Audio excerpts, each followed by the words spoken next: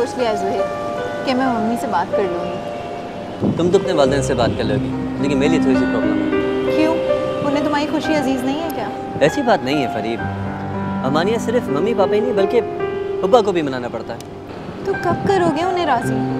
मैं कोई मुनासिब मौका देके उनसे बात कर लूँगा, लेकिन इसमें शायद मुझे तुम्हारी मदद की भी ज़रूरत होगी। मेरी मदद? तुम्हारी मदद। लेकिन मैं क्या कर सकती हूँ? वो मैं तुम्हें वक्त आने पे बताऊँगा। अगर वक्त आने पर ही बताना था तो अभी जिक्र छेड़ने की क्या ज़रूरत है? अच्छा चलो ये बात छोड़ो, तुम ये बताओ कि तुम्हारा आने कैसे हुआ यहाँ पे? तुमसे मिलने आई हूँ और तुमने मुझे बुटीक लेके जाना था ना। आजकल ऑफिस में काम बहुत है, मैं तो खुद फंसा हुआ हूँ, लेकिन मैं तुम्हें कल ज़रूर लेके जाऊँगा। फिर तुम कल सारा दिन मेरे साथ हो, रात तक। ओके बाबा, मैं पूरी कोशिश करूँगा और तुम्हें रात में आइसक्रीम भी खिलाऊँगा। Okay okay.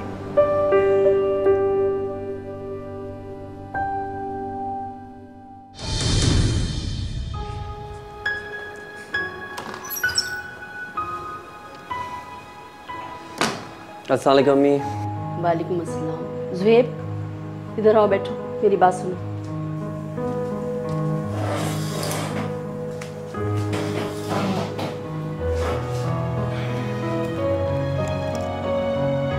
तुम कब तक अपनी जिम्मेदारियों का एहसास नहीं करोगे बेटा? बस अम्मी आज थोड़ी देर हो गई। आज तुम्हारा ये रोज का मामूल है बेटा। इकबाल तुम्हें समझा समझा के थक गए, लेकिन तुम्हारे तो कान पे जू ही नहीं रही थी। आप अच्छी तरह जानती हैं अम्मी, जब मैं फरीद से मिलने जाता हूँ मुझे देर हो जाती है बस। तुम ये सिलसिला खत्म क्यों नहीं कर देते सुहेब? ये क्या कह रही हैं आप अच्छी तरह जानती हैं मैं उसी से शादी करूँगा। तो ये बात तुम अपने पापा को क्यों नहीं समझाते? पापा को मालूम है, लेकिन वो पापा के आगे किसी की सुनते ही नहीं। हाँ बेटा, ये तो तुम ठीक कह रहे हो, लेकिन वो लोग भी तो ये बात तुम्हारे भले के लिए कह रहे हैं ना। ये कैसा भला है जिसमें मेरी अरमानों का खून किया जा रहा? तुम ठंडे दिल से सोचो बेटा। ये काम आप, पापा और पापा क्यों नहीं करते? तो तुम्हारा क्या मतलब है? हम लोग तुम्हारी फरीद से शादी से इसलिए इनकार कर रहे हैं कि तुम्हें तंग करना चाहते हैं। अम्मी आखिर उसमें बुराई क्या है?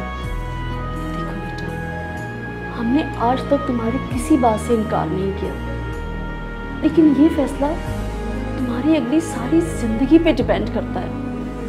मैं अच्छी तरह समझता हूँ अम्मी, मैंने फैसला बहुत सोच समझ कर किया है। नहीं, तुम्हारी उम्र के लड़के सिर्फ जज्बात में आकर आज के लिए सोचते, कल की तुम्हें कोई फिक्र नहीं होती।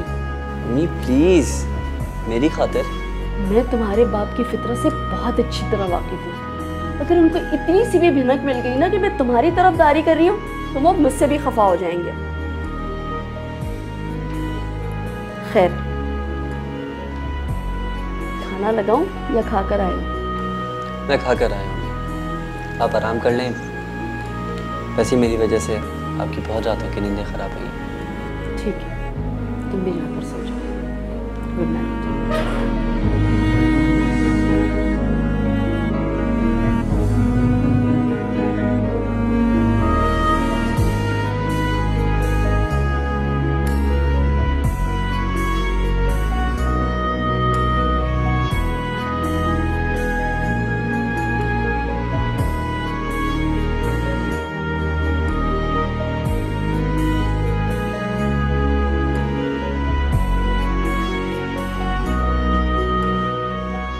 आ गए तुम्हारे सबूत? जी आ गया। जब तक उसके दिमाग से फरी का भूत नहीं उतरेगा, हमारी और तुम्हारी नींदें यूं ही हराम होती रहेंगी। आप उसकी बात मान क्यों नहीं लेते? तुम्हारा दिमाग तो ठीक है ना? जब कमर भाई इनकार कर चुके हैं तो मैं कैसे हामी भर सकता हूं? इकबाल, ज़ुहैब हमारा बेटा है, उसकी जिंदगी का फैसला हम लोग क्यों नहीं कर सकते? तुम इस बात पर इसरार इसलिए कर रही हो कि उन्होंने शादी से मना किया है। आप कमर भाई के मुतालिक मुझसे इतने बदगुमान क्यों हैं? तुम्हारी हर बात, हर अमल से ऐसा लगता है। मैंने कभी उनकी बात रद्द नहीं की। तो फिर अब क्या मुसीबत है? Please Iqbal, please try to understand. यानी कि मैं बेवकूफ हूँ, तुम बड़ी समझदार हो, मुझे समझाने की कोशिश कर रही हो। नहीं, मैं तो सिर्फ ये कह खामोश रहो, मेरी बात कान खोल कर सुन लो, समझी तुम? मेरी जो बात है वो आखिरी बात है, और अपने लाडले के दिमाग में ये बात डाल देना, समझी तुम?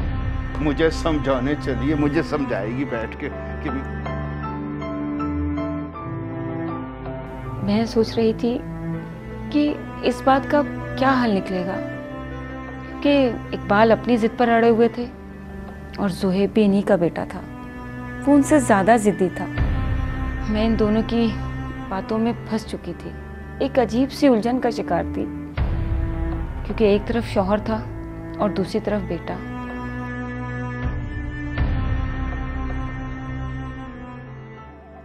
कहाँ रहते हो भाई? आजकल नजर ही नहीं आते। क्या बताऊं रुखसाना, मैं तो बुरी तरह फंस चुका हूँ। इसमें किसी का क्या कसूर है? तुम्हारी अपनी हठधर्मी है। तुम भी मुझसे पप्पा और अब्बू की तरह बात करोगी? जिस बात के लिए सब लोग परेशान हो रहे हो ना, उसे छोड़ देना चाहिए। लेकिन मैं फरी के बगैर नहीं रह सकता, ये तुम अच्छी तरह जानती हो। बकवास, सब कहने की बातें। तुम्हें आज तक ये अंदाजा ही नहीं है कि मैं फरी के मामले में कितना संजीदा हूँ। देखो भाई, अगर लोगों के प्यारे मर जाते हैं ना, तो कोई उनके साथ मर के नहीं चला जाता। तुम भी थोड़ी हिम्मत करो, सब हो जाएगा। शायद मैं उन लोगों में से नहीं हूँ। तुम समझने की कोशिश करो भाई, जिस बात के लिए हमारे बड़े तैयार ना हो रहे हो ना, तो हमें उनकी बात मान लेनी चाहिए। इसी में सबका फायदा है। लगता है सबकी बात मुझे समझनी चाहिए, लेकिन मेरी बात समझने के लिए कोई तैयार नहीं है।